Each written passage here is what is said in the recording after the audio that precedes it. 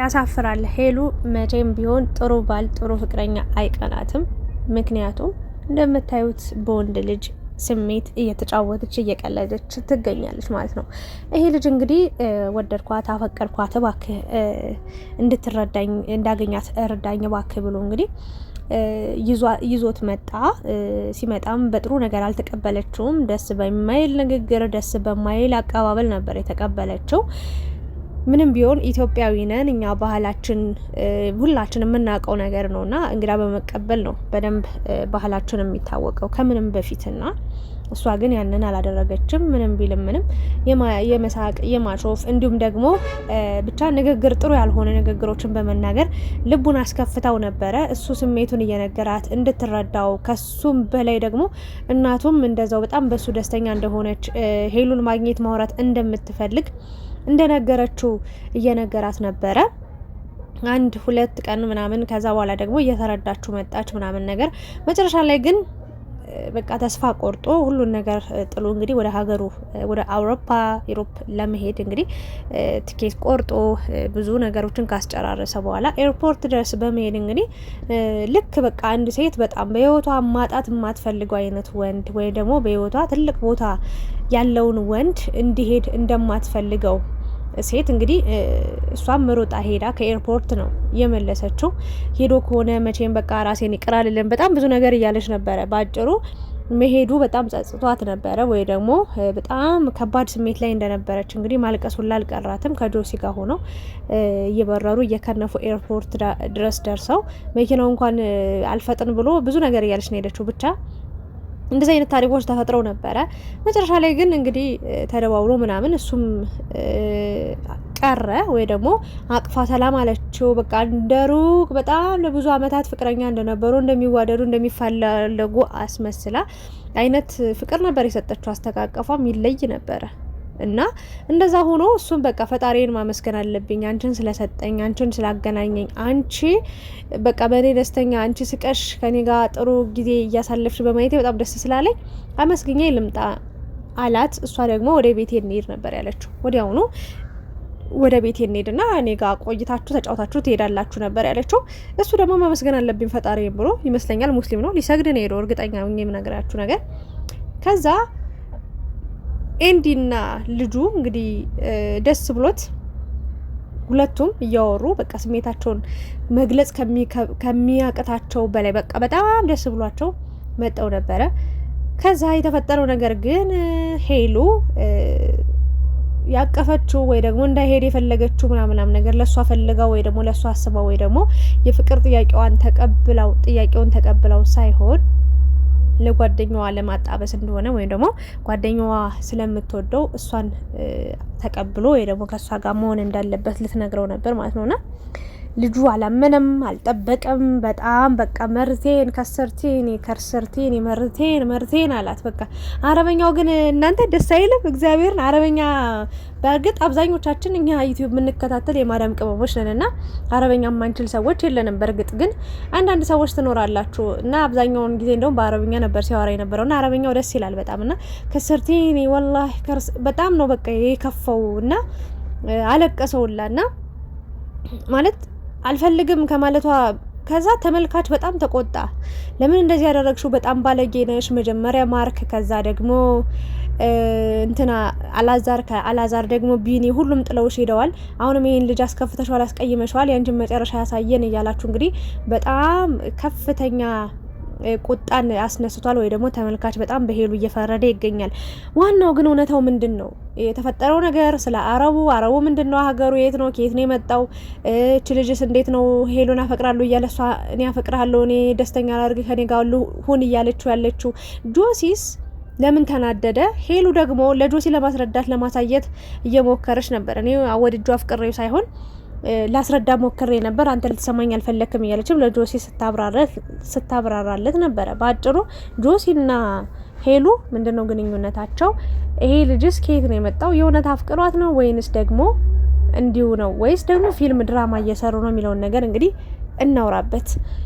በቅድሚያ እንዴት ናችሁልኝ የተወደዳችሁ ቻናል ቤተሰቦች ሁላችሁንም ሰላም ብያለሁ። እንግዲህ ስለ ሄሉ በእርግጥ ሄሉ አንዳንዴ የራሷ ባህሪ ነው። እኔ ተፈጥሯ ይሁን አሁን ላይ ያመጣችው ባህሪ ይሁን እኔ ትክክል ነኝ የማለት ነገር አላትና ይሄ ነገር እስከመቼ አውሮ ከሰው ጋር ያግባባታል፣ እስከመቼ ከሰው ጋር ኖራታል የሚለው ነገር ግራ ያጋባል። ግን ክፉዋን አልመኝም። እኔ ስለምወዳት አልሰድባትም፣ ምንም አልላትም። ወደ መልካም ነገር እንድትመለስ መልካም ንግግርን ተናግሬ ነው ማልፈውና እንደኔ እናንተ በሩቅ ያለውን አይታችሁ ነው ተረጁ እንዴ ለምን እንደዚህ ልቡ ሰበርሹ፣ ለምን 10,000 ጊዜ እንክትክት ብሎ ልቡ አይሰበርም? ምን አገባት እሷ እንዴ? አሁን አስቡት እንግዲህ እስኪ ፈረዱ። ሄሉ ይሄ ልጅ ከነመፈጠሩ አታውቀውም አይደል? መጣና ፈቅርሻለሁ አላት። ተቀበዩ አላችኋት አይደል? ታዲያ እሱችን ልጅስ ታዲያ አሁን ጓደኛዋ አለች አይደል? ሄሉ ጋር ከሄሉ ያለችው ጓደኛ ፈቀርኩ፣ ወደድኩ፣ ሞትኩ፣ ሄድኩላ አለችው። ደስተኛ ላደርግ ከኔ ጋር ሆነ አለችው አይደል? ታዲያ እሷን አያውቃትም፣ እሷ ግን እሱን ታውቀዋለች አይደል? ታዲያ ለምን እችኛዋን ለምን አይቀበላትም ታዲያ? የምሬ ነው። ለምን ፍቅር እንደዚህ ከሆነ ለምን እሷን አይቀበላትም ታዲያ? እሱ ኖርማል ከሆነ ለምን አይቀበላትም? ኖርማል ስላልሆነ ነው። ሄሉ ያሰበችው ነገር ስላለ ነው። አንድ ሰው ፍቅር እኮ እናንተ ቃቃ ጨዋታ እኮ አይደለም። በእናታችሁ ስህተት ነው የሰራችሁ ብዬ የማስበው ነገር በእርግጥ ከኤርፖርት ከፍቶት ቢመለስ ደስ አይልም። ግን አንዴ ከሄደ ሄዷል ብላ ጸጥ ማለት ስትችል ከኤርፖርት ድረስ አስመልሳ መጣ። እንዲህ ዝም ብላ ተንገብግባ ሄዳ ፍቅር አቅፋ ምናምን ከምታወራ ትትህ ከምትለው ቪዲዮን ለማርዘም ፈልጋ ነው እንጂ እዛው ላይ ይቅርታ። በርግጥ የፍቅር ጥያቄን አልተቀበልኩም። ለነገሩ የፍቅር ጥያቄውን ካልተቀበለችው ለምን ይቅርታ ማለት የማይጠበቅባትም ልጁንም ማግኘት አይጠበቅባት። በቃ አልፈለገችውም።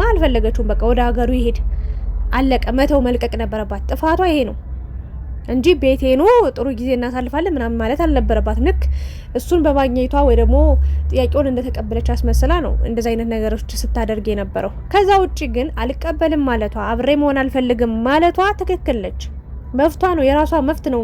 ለምን አልተረዳሽውም ለምን ምናምን ለምትሉ ሰዎች፣ ማርክ አላዛር ምናምን ለምትሉ ሰዎች እግዚአብሔር ምክንያት ስላለው ነው ከነሱ ሰዎች ጋር አብራን እንድትሆን ያልፈቀደው። ነገ ደግሞ እግዚአብሔር ደግሞ ለሷ ይዞላት የሚመጣውን እድል ይዞላት የሚመጣውን ቻንስ አይታወቅም። እና አማርኛም በደንብ ይችላል፣ አረበኛም ይችላል። አይታችሁታልና ይሄ ልጅ ሞኝ አይደለም፣ ጅል አይደለም፣ አንፏ አይደለም፣ ሰው ነው አይደለ እንዴ? መረዳት መቻል አለበት።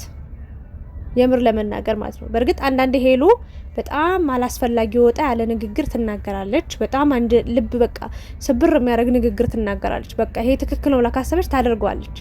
ያ ነገር ትንሽ ያስቀር ይላል። ግን እቺ የማታውቀው ሰው ጋር ተፋቅራ ከማታውቀው ሰው ጋር እየኖረች እንዴት ነው የፍቅር ጥያቄው የምትቀበለው?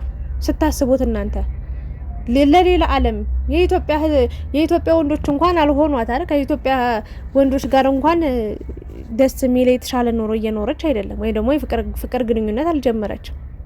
እና የማታውቀው ዓለም የማታውቀው ኑሮ የማታውቀውን ሰው እንድታፈቅር እንድትቀበለው በዚህ ልክ ስትጨቀጭቋት፣ በዚህ ልክ ስትሰድቧት እንደማየት በጣም ያሰቃል። እግዚአብሔርን እኔም በጣም ብዙ ኮሜንት እያየው ነበር። ስትሳደቡ ነበር፣ ስትራገሙ ነበር። መቼም ወንድ አይቀናሽም ምናምን። ኧረ እባካችሁ ነፍ ወንድ ነው ያለው ኢትዮጵያ። የት ይጠፋል ወንድ እንዴ? ምን ታደርገው ታዲያ?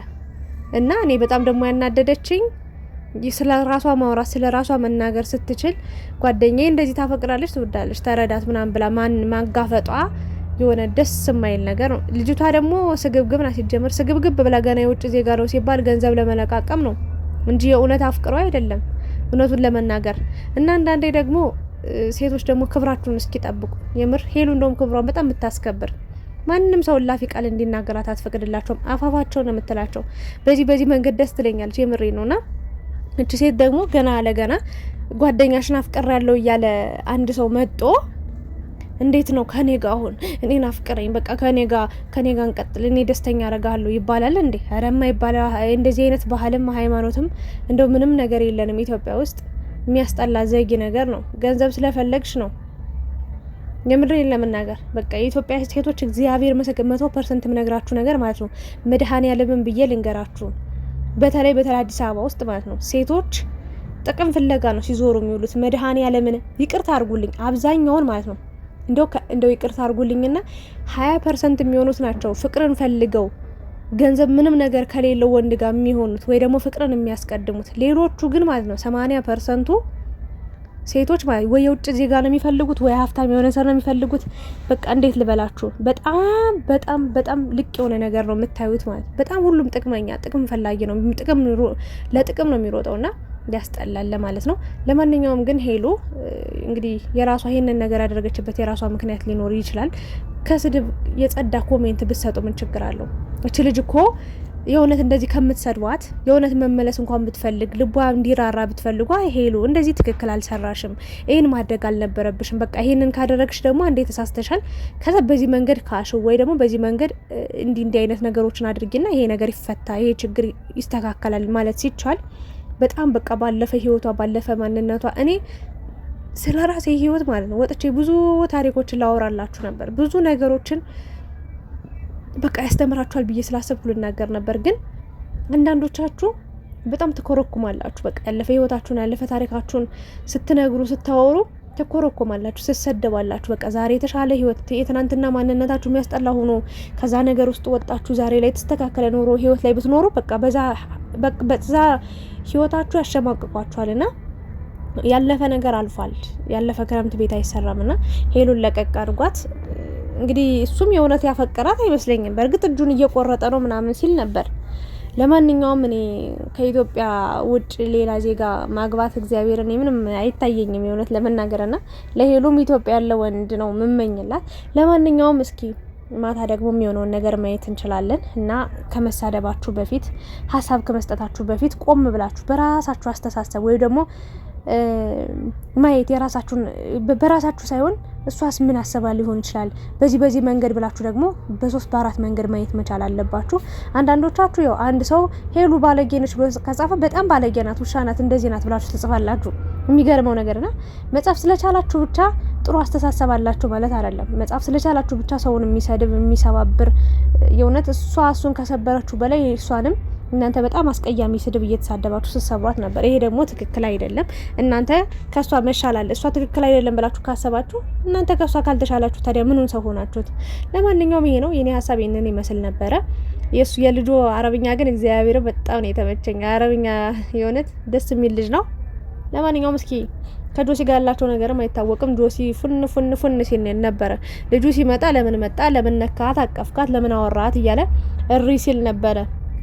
ምንድነው ተቀጥረ ነው እንዴ? ጆሲ ከስሩ አልጠፋም ማልከሳ እንዴ? የራሷን ኑሮ ህይወት ትኑርበት እንጂ ከወደድካት ካፈቀርካት ወይ ንገራት እንግዲህ ከተቀበለች ማለት ነው። ሄሉ መስፈርቷ ከባድ ነው እናቴ፣ በጣም ብዙ መስፈርት ነው ያላትና ብቻ እንዴት እንደሚሆን አይታወቅም። እና የጆሲና የሄሉ ነገር አይታወቅም። ያው አብረው እየሰሩ ነው፣ ብቅልም ይላሉ ምናምን ግን እስካሁን ምንም የነገሩን ነገር የለም። ወይ ደግሞ ጆሲም እንዲህ ነው ብሎ የተናገረው ነገር የለም። ግን ይሄ ነጭ ሲመጣ በጣም ነበር የተናደደው። በስማ ለማንኛውም ግን እንዲም በጣም ነው ያዘነው። ሄሉን በጣም ነበር የሰደባት የሆነት ለመናገር። ለማንኛውም አትሳደቡ፣ ከስድብ የጸዳ ኮሜንት መስጠት ትችላላችሁ። ስለነበረን ቆይታ አመሰግናለሁ። ላይክ፣ ሼር፣ ሰብስክራይብ ማድረጋችሁን እንዳትረሱ። ወዳችኋለሁ።